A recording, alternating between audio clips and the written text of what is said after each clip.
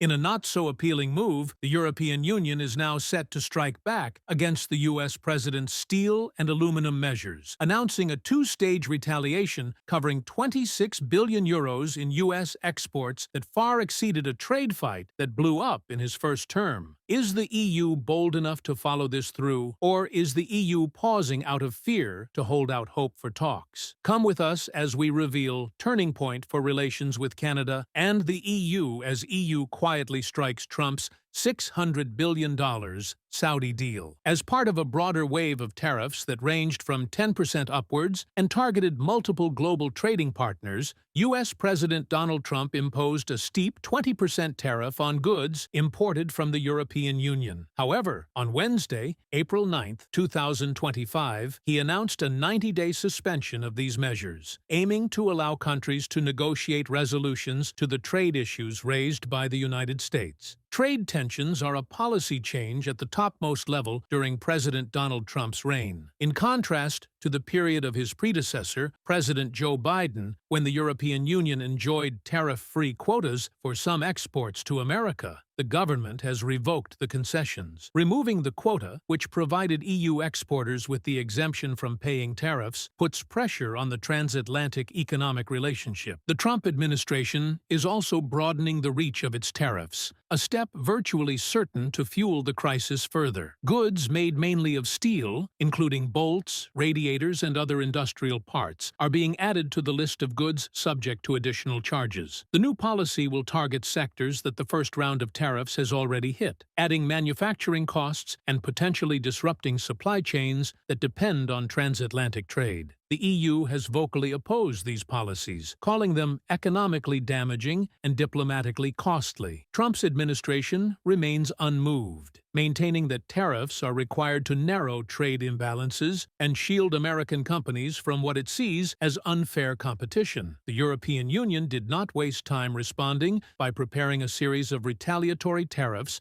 targeting nearly €21 billion worth of U.S. products, including soybeans, motorcycles, and orange juice. This decision comes after unanimous approval by the bloc's 27 member states. In a strong statement, the EU executive referred to the U.S. tariffs as unjustified and harmful, citing their negative effect on the two economies as well as the overall global market. The EU made it its clear preference to obtain negotiated solutions with the U.S., which would be balanced and reciprocal. The statement highlighted the bloc's preference for a peaceful resolution, but not at the sacrifice of its economic interests. The EU's retaliatory measures were designed to be implemented in three phases. The first phase, affecting €3.9 billion worth of U.S. goods, is set to take effect the following week. A second round, targeting an additional €13.5 billion in trade, is planned for mid-May, while a final tranche, covering €3.5 billion,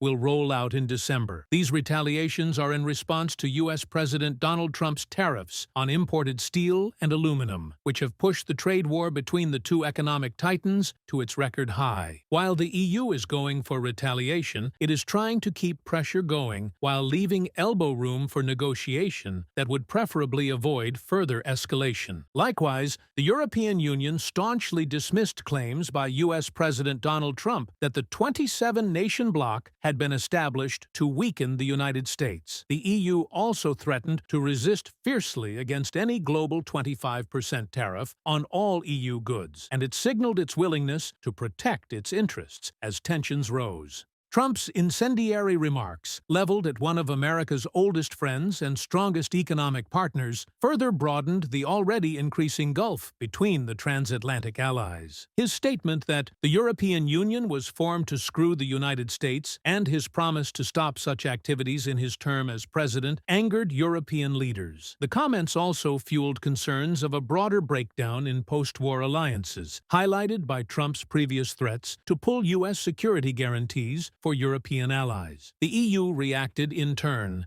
doubling down on its position to get straight what it saw as a misreading of its founding principles. The EU rotating president, Polish Prime Minister Donald Tusk, headed the reaction. In a plain-spoken message on X, Tusk dismissed Trump's assertion and restated the EU's fundamental purpose. The EU wasn't created to screw anyone. Tusk wrote. Not at all. It was designed to preserve peace, to establish respect between our countries, to establish free and fair trade, and to enrich our transatlantic friendship. That's it. In addition, the European Union responded with a straightforward threat to U.S. President Donald Trump's tariff threat, promising quick and energetic retaliatory measures against emblematically American sectors like bourbon, jeans, and motorcycles if the tariffs proceed. The statement illustrates the EU's resolve to protect its economic interests as tensions between the EU and the Trump administration grow. Pedro Sanchez, a prominent EU leader, stressed the bloc's proactive approach. The European Union and its member states have been working for months, and we are going to adopt measures that are proportional to the challenge. European Parliament President Roberta Metsola echoed this determination, asserting the EU's preparedness to respond decisively. We are very ready for anything, so allow me to be clear. The EU will react firmly and immediately, she said. We don't want to go down that road, let me be clear, but we are ready. President Trump, for his part, appeared unfazed, doubling down on his rhetoric during comments late Wednesday. We are the pot of gold. We're the ones that everybody wants, he stated, and they can retaliate, but it cannot be a successful retaliation because we just go cold turkey. We don't buy anymore, and if that happens, we win. The economic interests are vast, with the EU estimating the two-way trade between the two blocs to stand at around $1.5 trillion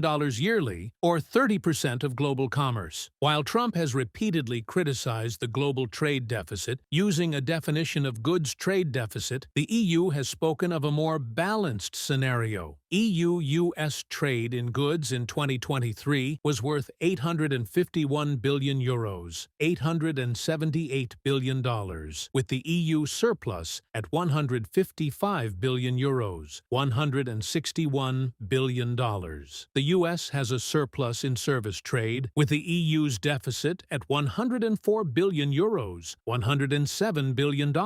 Robert Metsola emphasized the risks of escalating hostilities, urging a focus on cooperation rather than conflict. We should be discussing trade agreements rather than tariffs, she said. Tariffs are taxes. They are bad for business, and even worse for consumers. These tariffs are disrupting supply chains. They bring uncertainty to the economy. Jobs are at stake. Prices will go up in Europe and in the United States. In addition, the European Union is preparing to respond with decisive force if U.S. President Donald Trump escalates his tariff regime into a full-scale trade war. A representative of the European steel industry signaled the frustration mounting in Brussels, remarking that the EU would go full sledgehammer because they are so fed up with Trump. The 27-nation bloc, representing a common market of 450 million people, aims to send an unmistakable message. It is ready to protect its economic interests with every tool at its disposal. The transatlantic trade relationship, valued at $1.7 trillion annually, has been a cornerstone of Western prosperity since World War II. However, Trump's aggressive trade policies, fueled by anger over the persistent U.S. trade deficit in goods, are straining this partnership. By imposing steel and aluminum tariffs, Trump seeks to compel businesses to bring industrial investment and jobs back to American soil. While the measures primarily target Canada and Mexico, the EU, America's third-largest steel supplier, would face significant fallout. Brussels is especially concerned about the potential ripple effects of further reciprocal tariffs threatened by Trump. These could hit key European exports, including automobiles, pharmaceuticals, and food products, jeopardizing industries vital to the bloc's economy. The EU views such measures as a serious threat to its global competitiveness and the stability of its internal market. Even as tensions rose, the European Commission has been cognizant of diplomacy. In its statement, the Commission reaffirmed the offer to negotiate with America, arguing that its countermeasure can be reversed at any time should such a solution be found. This olive branch is, however, accompanied by a stern threat. The EU will act forcefully and swiftly if it is not given an agreement agreement. With tensions escalating, the stakes for both sides are gigantic. The US-EU economic relationship supports millions of jobs and the global trading system. A trade war will jeopardize supply chains, push consumer prices, and depress economic growth on both sides of the Atlantic. While Trump believes tariffs to be a lever to reorder trade, the EU's tough posture implies that it won't be discouraged from defending its interests. While American Trade Representative Jameson Greer rejected the retaliatory position of the European Union with forceful rejection, underscoring that the EU's proposed countervailing measures prejudice the national security interests of the United States. The EU's punitive action completely disregards the national security imperatives of the United States and indeed international security, and is yet another indicator that the EU's trade and economic policies are out of step with reality, Greer said in a pointed statement. Greer's remarks are consistent with the broader Trump administration's framing of steel and aluminum tariffs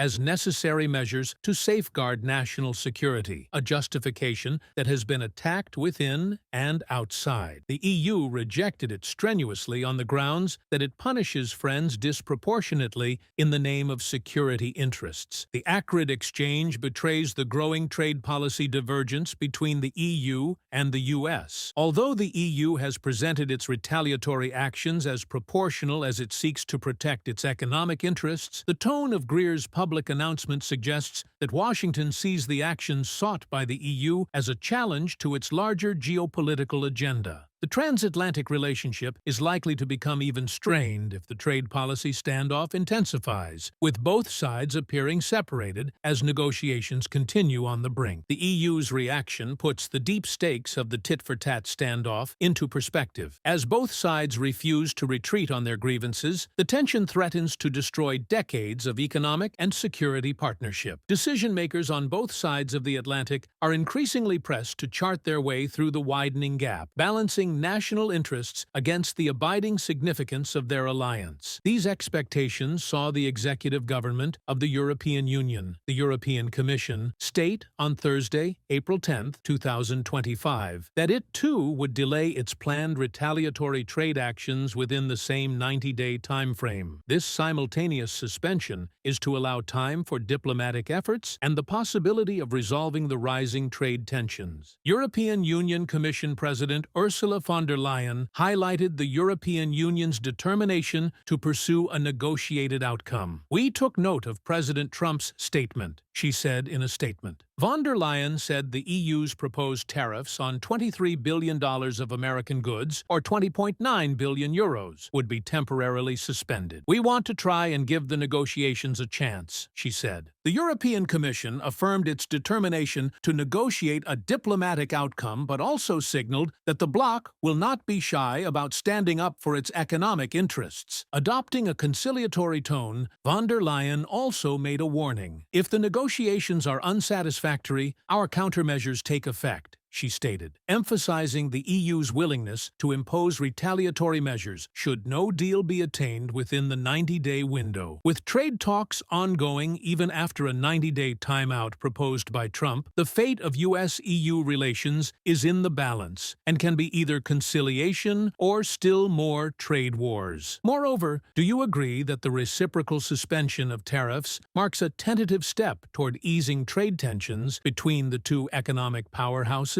Share your thoughts with us in the comments section. Remember to like, share, and subscribe for more. Also, click the next video showing on your screen. You will enjoy it.